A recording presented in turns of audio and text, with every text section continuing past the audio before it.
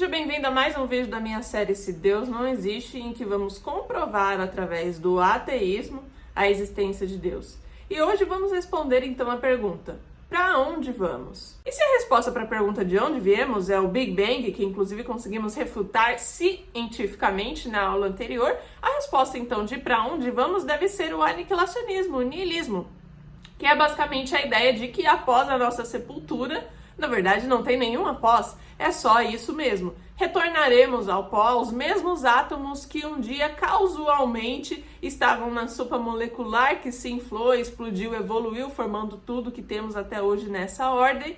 Da mesma maneira será a nossa morte. Porém, é justamente a imaturidade do ser humano e a sua incapacidade de lidar com essa fatalidade que o faz criar deuses para si, que o faz criar na ideia desse Deus transcendental que supre inclusive a figura paterna, de certa forma, é o que Freud ali vai dizer, mas que na verdade ele não existe e que surge dessa necessidade do fato de que não conseguimos encarar esse fim. Mas fato é que se há um destino após a morte, se há algo transcendental, se Deus existe, se há uma sentença para a alma, deve haver então uma maneira que eu devo conduzir a minha vida que vai me condicionar a algum lugar depois no pós-morte. Mas se Deus não existe, então a maneira que eu condiciono a minha vida é uma maneira sem regras, sem essa ideia do ser transcendental que criou aquilo que é certo ou errado. Em outras palavras, o que eu vou defender nesse vídeo aqui é que se Deus não existe, não há leis morais absolutas, não há bem e não há mal, não há certo e não há errado. Para os cristãos, então, eles vão seguir o que esse Deus disse que condicionaria a sua alma no pós-morte ao melhor lugar, ao paraíso. E essas condições estão dentro das Sagradas Escrituras, que contém a aliança que Deus faz com esse povo. Essa aliança começa no Antigo Testamento, na parte judaica, com as leis mosaicas, os 10 mandamentos que são comumente conhecidos. Eles vão dizer que o homem não deveria matar, não deveria adulterar, cobiçar e tantas outras coisas. Esses 10 mandamentos, depois na vinda de Cristo, se resumiriam em 2 linhas: amar a Deus acima de todas as coisas e amar ao próximo como a ti mesmo. Então, para os que se dizem cristãos, a vida deles tem que ser condicionada dentro dessa nova aliança para que então, no pós-morte, sua alma vá ao paraíso, vá ao encontro de Deus. O ponto aqui é o seguinte: quando observamos a maior parte das constituições dos países, principalmente aqueles que são democráticos, nós vemos uma semelhança entre aquilo que Deus falou, esse Deus dos cristãos disse que era certo e errado, e aquilo que a Constituição vai dizer que é certo e errado, que são as leis. Essas leis têm base em moral, em ética, naquilo que garante o ser humano como um sujeito racional e livre, né? Como os próprios filósofos e sociólogos dizem. Mas não obstante, existe essa mesma semelhança, ou seja no Brasil, nos Estados Unidos ou na Finlândia, matar uma pessoa é errado. Mas matar uma pessoa é errado para alguém que crê em um Deus, é errado porque esse Deus disse que era. O ponto é que nós não conseguimos defender, utilizando esse exemplo do assassinato, por que matar alguém é errado se não existir um Deus. De fato, se não existir um Deus, nada é errado. Faça esse exercício e tente, por exemplo, convencer a si mesmo ou falar com alguma outra pessoa convencendo-a do por que matar alguém é errado. Você vai começar a se questionar e chegar até no campo da metafísica. Por que matar alguém é errado? Porque eu não posso atentar contra a vida de alguém. Mas por que eu não posso atentar contra a vida de alguém? Porque ele é meu semelhante? Mas quem disse que ele é meu semelhante? Enfim, você vai estressar tanto esse ponto que não vai conseguir chegar a nenhuma conclusão lógica do porquê matar alguém é errado, senão que algum dia alguma autoridade maior disse que era errado e, portanto, daí se forma a convenção humana e a coletividade social que tem essa mesma ideia de que matar uma pessoa é errado.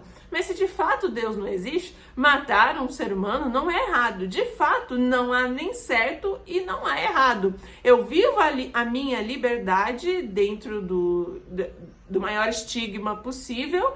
E é simplesmente isso. Nós todos somos animais racionais evoluídos. Mas vamos caminhar então para o que os próprios filósofos e sociólogos que fundaram esse conceito de moral e ética, que consequentemente se traduz em cada país em sua própria constituição e nas leis que os seus cidadãos devem seguir. Moral, então, é um conjunto de valores, noções daquilo que é certo, errado, proibido ou permitido dentro de uma sociedade.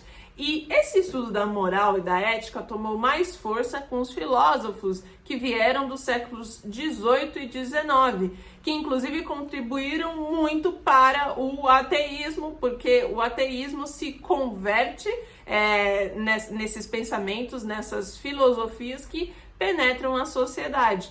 Portanto, os pais, inclusive, da sociologia, da filosofia, Max Weber, Karl Marx, Emile Durkheim, Immanuel Kant e alguns outros que nós vamos ver aqui. Esses homens, então, esses filósofos, sociólogos, Karl Marx, Max Weber, vão dizer, entre outras coisas, que a consciência social é fruto da coletividade, da soma e da inter-relação de consciências individuais.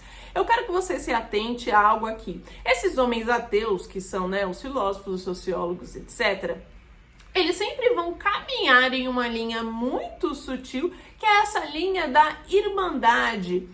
Eu tiro a figura de Deus, porque ele não existe. O próprio ser humano começa, então, a ditar as suas regras. A princípio, isso se dá dentro dessa coletividade, como eles próprios dizem, e que formam essa irmandade de pessoas se ajudando, de unificação.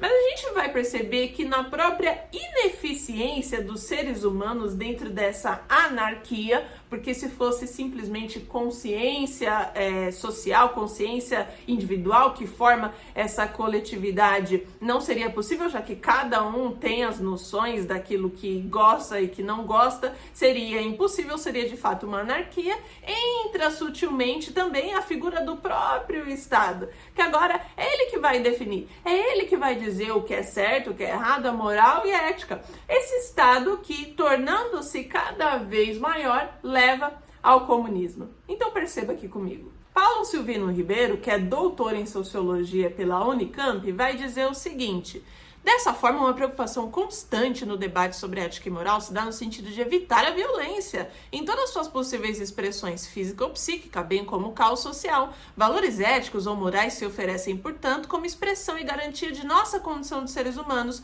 ou de sujeitos racionais e agentes livres, proibindo moralmente a violência e favorecendo a coesão social, isso é, a ligação entre pessoas em sociedade. O que nós percebemos aqui? Já é ilógico a própria moral e ética, que foi constituída, principalmente fundamentada por esses filósofos e sociólogos ateus, ser um estudo baseado dentro daquilo que é certo e errado, uma vez que nós percebemos de que, se não há Deus, não há certo e errado. Mas veja que interessante esse sociólogo doutor brasileiro está dizendo. Ele fala principalmente sobre a violência, que a violência ela precisa ser combatida justamente para que não haja um caos social, para que cada ser humano possa viver como um agente, um sujeito livre e racional. Mas de onde vem essa ideia coletiva de que a violência é errada? Porque a violência não seria correta. Se não existe Deus, se não há certo e errado, violência não é errado, assim como o abuso, assim como o furto e assim como tantas outras coisas que de forma coincidente na nossa lei, na nossa Constituição, se assemelham àquilo que um dia o Deus dos cristãos disse que era certo e errado. Nosso próximo importante socialista é Emile Durkheim. Ele vai dizer que somente a ciência e o novo paradigma racionalista é que poderia dar as respostas acertadas para as mudanças cada vez mais rápidas da sociedade. Quando você se perguntar onde foi que a ciência se tornou um Deus, foi graças a esse sociólogo. Inclusive, veja só o que ele diz: somente a ciência e paradigmas racionalistas produzem respostas acertadas. Essa mesma ciência que por muitos anos, muitos séculos, acreditava que a Terra era plana e que hoje é uma piada dizer isso. A própria ciência que por muito tempo acreditou que uma camiseta suja ali num canto de uma casa durante alguns dias produziria espontaneamente ratos. Sim, essa ciência, ela não erra.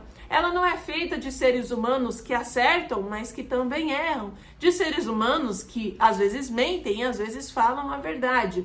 Esta é a que tem todas as respostas que nós precisamos. Veja só o que esse sociólogo continua a dizer também. Através da educação formal, entramos em contato com ideias que nos darão sentimento e pertencimento ao grupo, seja ele uma igreja ou uma pátria. Dessa forma, a vida na cidade sob o capitalismo retiraria do ser humano suas referências identitárias para dar seres sem esperança. Somente a construção de uma escola laica e de valores morais seria possível superar este impasse. E você acredita que a doutrinação que há hoje nas escolas aqui no Brasil, porque culturalmente a esquerda sim venceu, não existe, é teoria da conspiração por parte dos cristãos, né? É burrice, porque assim nós somos tolos. Na verdade, isso está na base da própria sociologia e foi inclusive Gramsci, um dos pupilos aí de Karl Marx, é que corroborou para a existência de creches, é que corroborou para essa formação de grade curricular como se tem hoje. E por que isso? Porque o próprio Emile Durkheim está nos contando aqui, para que essa consciência coletiva e social seja possível, nós temos que educar as pessoas assim. Quando eu educo as pessoas, que há uma consciência coletiva social, o que há por trás disso? O ateísmo, mas elas não sabem, elas acreditam que isso de fato é uma coisa boa. Foi esse Gramsci, outro comunista, esse pupilo de Karl Marx, que disse que a maneira de vencer é através da cultura. Não é a força, não é com as armas, como falou Karl Marx. Se o dono da propriedade se recusar a dá-la ao Estado, simplesmente vá lá e mate-o. Não. Precisamos educar, precisamos culturalmente transformar as pessoas. Por isso, veja que essa questão de educação ligada à consciência coletiva, ninguém aqui está dizendo que educação por si própria deveria ser abolida, né? Não somos criaturas bestiais. Diferente do que o próprio Emile Durkheim diz, que nós somos animais bestiais e que somente através da sociedade, da coletividade é que aprendemos a conviver, né? De forma alguma, mas quando a educação ela é associada para que haja essa consciência coletiva social, aí nós temos um problema. O que está por trás disso é o ateísmo. O que leva isso, no final das contas, é o comunismo, é a total oposição a Deus. Immanuel Kant, por fim, vai dizer então que os animais são seres terminados, acabados, enquanto o homem é um ser inacabado e sem instinto. E como ele vem com essa falta, é somente através da educação, dentro da cultura humana acumulada por gerações, que capacitaria esse homem, esse sujeito de realizar-se. Muito bem, então educação dentro da cultura humana acumulada por gerações. Vamos colocar um ponto aqui. Digamos que você tenha vindo de uma família, de um núcleo familiar que acreditava que fumar era errado, que tatuagem era errado e ninguém ali do seu núcleo, seu pai, sua mãe, irmãos, às vezes expandindo até avós, tios, etc., não havia ninguém que tinha uma tatuagem, não havia ninguém que fumasse. E você, depois que constituiu sua liberdade, se tornou independente, passou a fazer tais coisas, fez uma tatuagem ou fuma. Estou utilizando exemplos aqui. Muito bem, apesar de que a sua família, de que o seu núcleo familiar o ensinou o contrário, você, a partir do momento que adquiriu a sua independência, foi e fez o que você queria fazer.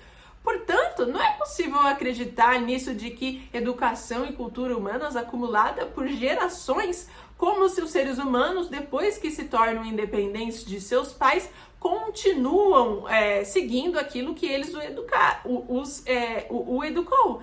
Porque se falamos de gerações, temos que falar então desses núcleos familiares, né? Gerar filhos, é assim que vem o termo gerações.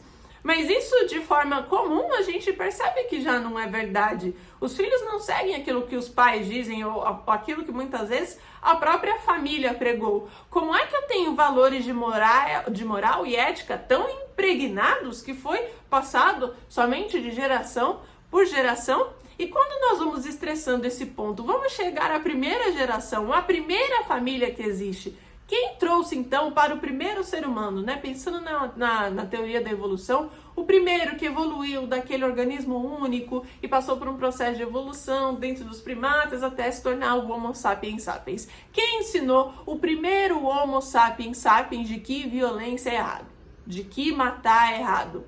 Quem transferiu esse valor de moral e ética? Então a gente teve um Homo sapiens sapiens assim iluminado. E aí ele foi transmitindo essas ideias conforme proliferação, né? Conforme geração de filhos foi acontecendo. Então foi se transmitindo essa ideia. Veja que não é um ponto muito coeso.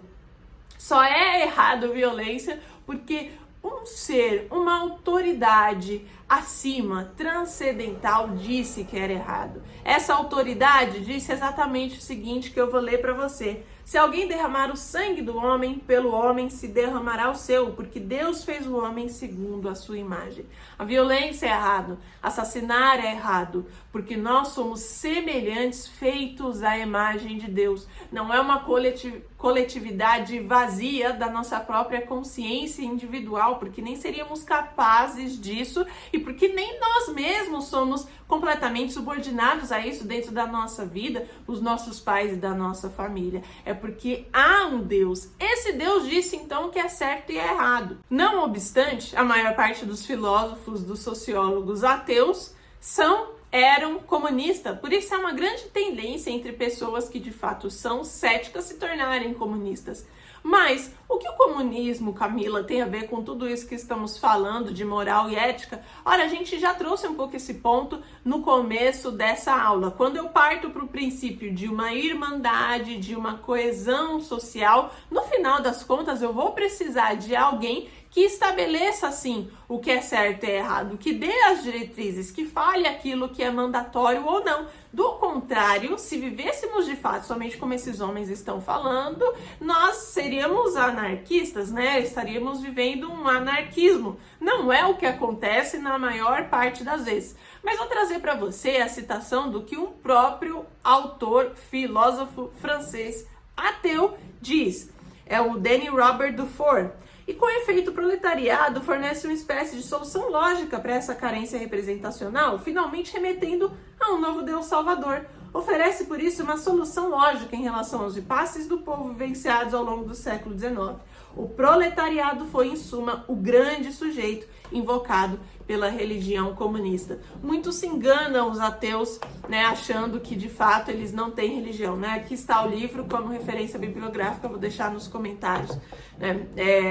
O filósofo francês ateu, tá? Ateu, importante dizer. Ele mesmo, em suas palavras, coloca o comunismo como religião, porque no final das contas é isso que estamos direcionados. Na verdade, ou seja, à medida que o ser humano se torna ateu, ele passa a ser subordinado, ele passa a ser influenciado a criar um novo Deus.